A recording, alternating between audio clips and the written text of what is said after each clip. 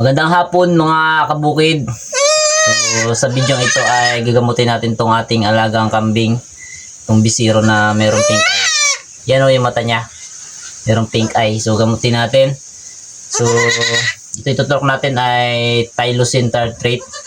Binili natin doon sa agri-supply. So turukan natin to 0.5.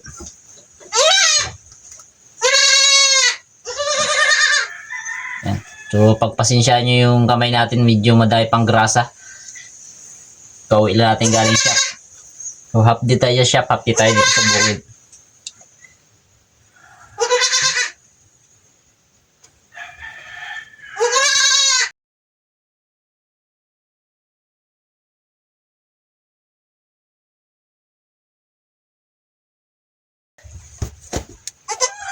So ayan.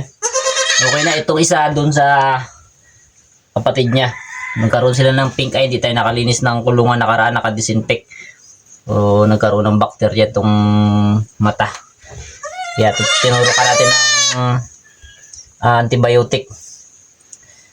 So i-update ko kayo sa sunod na mga panahon kung magkaroon tayo ng pagkakataon.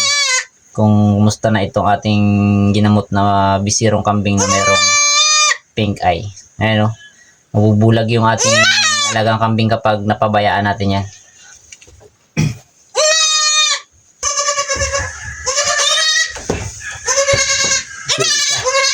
Ayan o. Merong pink eye. Kawawa naman.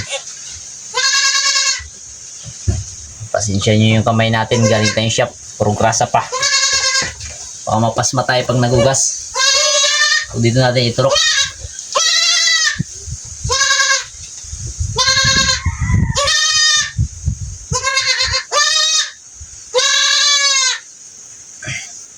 Obserbahan natin ito 3 days. O kaya 4 days. Ay obserbahan natin kung mayroon pagbabago sa kanilang mata. Pag wala ay turukan natin.